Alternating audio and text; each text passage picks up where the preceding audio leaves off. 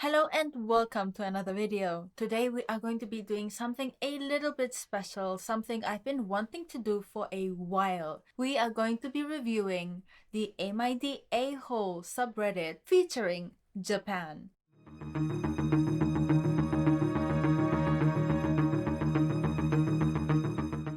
I don't think I need to explain exactly what Am I the A-hole is, considering so many channels are using it as content, now myself included, but I am going to be reading all the scenarios and we are going to be reacting as we go along the way, and I will be adding my own thoughts into the matter and making a judgment. So, story number 1. Am I the a-hole for telling my girlfriend that she can't speak Japanese to my parents during Thanksgiving? Honestly, by the title alone, I would say yes. But let's get into it. I, male 35, met my girlfriend, female 30, at work. We are both interpreters. We've been together for a few months, and Thanksgiving will be the first time she's going to meet my parents. This sounds like an important step. I'm half Japanese. Ah. My dad is Japanese, my mother is American. My mother learned Japanese so she can connect with my paternal side of the family. Me and my siblings all speak Japanese. However, none of my siblings' spouses do. My girlfriend, Sasha, started learning Japanese before it got popular. She started learning it when she was 14 and has both a BA and MA in Japanese and translation and interpreting. She sounds as close to a native speaker as possible. That's a weird thing to say. If she can use Japanese to the level of interpreting, and the fact that she has not only a degree but also a master's degree according to what it says here, then her Japanese is very, very good. Interpreting is one of the highest level of difficulty when it comes to speaking a language that you're using in a professional setting. That requires a lot of skill and a lot of practice, and it is a very, very difficult profession. So honestly, kudos to your girlfriend. However, I warned her that she shouldn't try and speak Japanese when meeting my parents or grandparents, and that she's forbidden, excuse me, from using it even when I'm using it with my siblings. What? She asked why, and I told her that I'd hate for my sister-in-laws and brother-in-laws to be uncomfortable because they don't speak it, and I don't want her to become my parents/grandparents' favorite because we've only been together a few months, and it wouldn't be fair if they liked her more than my sister-in-law of 10 years who doesn't speak Japanese. Point to OP, it is good that he recognizes where he is in the relationship, but the fact that your sister-in-law cannot speak Japanese, or that any of your siblings-in-law cannot speak Japanese, how is that her problem? She said that's ridiculous, and she shouldn't have to hide it. True, I said that perhaps later when we've been together for longer. She asked if she had to pretend to not understand me and my siblings when we talk. And I said, exactly. No. What? She got really weird and went home. She's been kind of distant lately, and I told my friend about it, and they said I was a major a-hole. And if they ask her about her job, she'd have to lie as well. I admit I hadn't thought of that. OP, do you realize how things work, how conversations work? Because when you introduce someone to your family, it makes a lot of sense for the family to ask you to how you met. And admittedly, you two met at work, but I still can't see that I did anything wrong. So, am I the a-hole for demanding she lies? Yes, absolutely believe that you are the a-hole. Why should she have to hide her accomplishments, her career, all the years that she's poured over studying a language, mastering a language to that level, just because your sister-in-law of 10 years cannot speak the language? Why should she have to hide who she is just to appease people she doesn't even know? Just I know. And the consensus was that OP is indeed the a-hole. Next. Am I the a-hole for not being brutally honest about Japan to an internet friend? Ooh, that sounds like something up my alley. I, 34 female, am not Japanese, but I have lived in Japan on and off my entire life due to my career path, and I often get random people messaging me looking for advice, friendship, etc., especially concerning moving to Japan. While I always try to be polite and friendly, I don't sugarcoat how difficult living in another country can be. I always try to tell those interested parties the honest truth about my experiences so that if they want to pursue a similar life, they can do so with some knowledge. That's fantastic. That is something that I've been trying to do as long as I've been using social media, which is to show a side of Japan that is not as visible to other people and to highlight the real experiences of people living in this country, whether they are Japanese or not. Because Japan, like any other country, has many problems, real problems that need to be discussed and need to be talked about and need to be highlighted. But it's very difficult to do when so many people see Japan with this rose tinted glasses, this fictional worlds just took over for some reason to those people. And by those people I mean weeps. So yeah. Recently I befriended Joyce from the above category of people.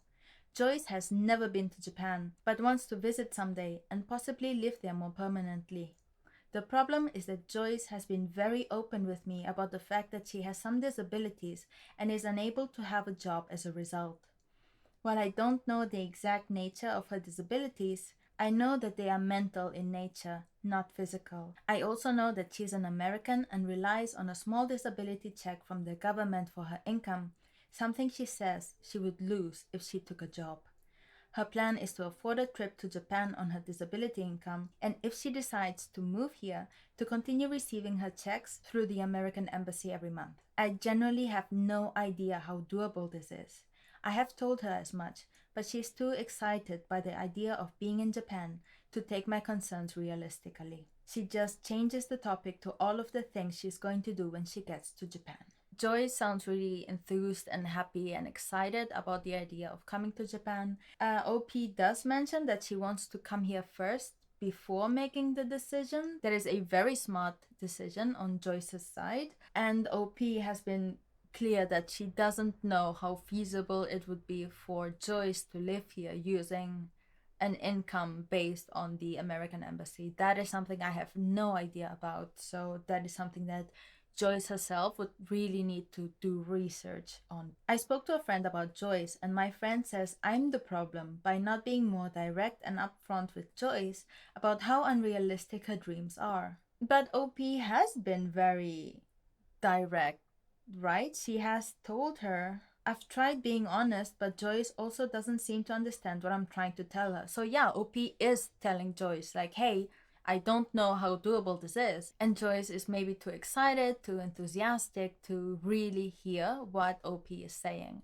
So this really sounds like a huge misunderstanding. Whether Joyce listens or not, that is not something that OP can control in any form or fashion. And it's not something that she should control, because at the end of the day, this is Joyce's life. If Joyce decides to move to Japan, that is Joyce's decision. And OP can warn her, but whether her advice will be listened to or not, that is up to Joyce.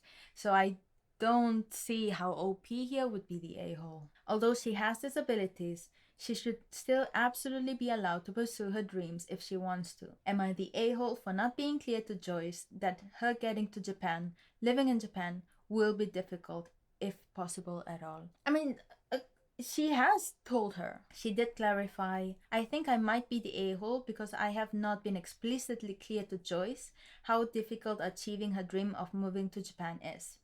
I think I might be stringing her along by feeding into her excitement instead of telling her directly that her dream is unrealistic and that the sooner she understands that, the quicker she can move on.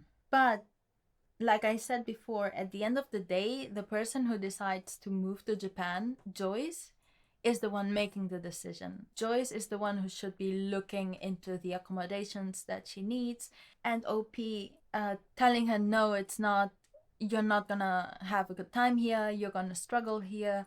That is not something for OP to decide for Joyce. Personally, I would say not the a-hole or even no a-holes here. The vote for this one was not the a-hole, and I agree. I would say no a-holes here, to be honest. Next, am I the a-hole for telling my Chinese grandmother to stop being racist towards my Japanese girlfriend?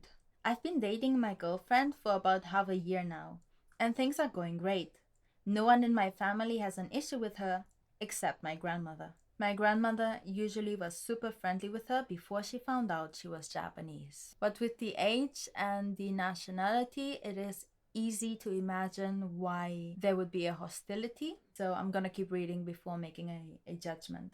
But when my grandmother found out my girlfriend was Japanese, she totally changed her attitude. Whenever my girlfriend is in the same room, my grandmother will start scowling at her and mumbling to herself. My grandmother only speaks Chinese, so she's never really spoken directly to my girlfriend, but it's super clear from body language that my grandmother hates her. Obviously, my girlfriend was super uncomfortable, so I decided to confront my grandmother, telling her that her behavior towards my girlfriend was unacceptable and just flat out racist. I don't think that this was the ideal way to handle the situation. This is very difficult because I think I see where this is going. My grandmother didn't take it very well, and my mother later said that she found my grandmother in her room crying. In my grandmother's eyes, me standing up for my girlfriend, a Japanese person, was a personal betrayal. This is making me so sad. This is so heavy. My mom is pretty mad at me for this, since in her eyes, my grandmother is old and is not going to change her ways. In my mom's eyes, we should just let my grandmother live out the rest of her life in peace. According to her, some traumas and prejudices just can't be healed, and it was inconsiderate of me to directly confront her dislike of Japanese people. Okay, so the thing about trauma and prejudice, it is a different kind of prejudice when you talk about something that has historical roots and that is systemic in its oppression. So, for example, when people who are oppressed or who have been historically oppressed or who have a direct trauma relating to that, that to me makes a lot of sense, where you would hold resentment towards the person who hurt you. And in this case, yeah, I'm seeing some words here about World War II. So I think, yeah, I was right where this was going. Yeah, in this case, her resentment of Japanese people, while unfair in a way because the girlfriend didn't necessarily do anything personal towards her, what she has possibly been through is traumatic, and that should be 100% respected. For some background, my grandmother was alive during World War II and lived in the outskirts of Nanjing under the occupation of Japan, where the infamous Nanjing massacre happened. She never spoke about the war, even when prompted. Oh, I just got chills. Oh, this is so sad. I'm just gonna call it no a-holes here. I remember one time in middle school, we were supposed to interview someone about World War II, and when I tried asking my grandmother, she refused to speak, and she actually started tearing up. Jeez. So clearly, the war, even after all these years, has left some trauma on her. All we really know about my grandmother's wartime experience was that she lived in Nanjing during the war, and her sister died in the Nanjing massacre. But at the same time, she was being directly rude towards my girlfriend. Every other time, we let her comments and attitude towards Japanese people slide because it wasn't affecting anyone. In any other case, I would be like, no, you shouldn't abide by any prejudice or any unfounded comment in any occasion.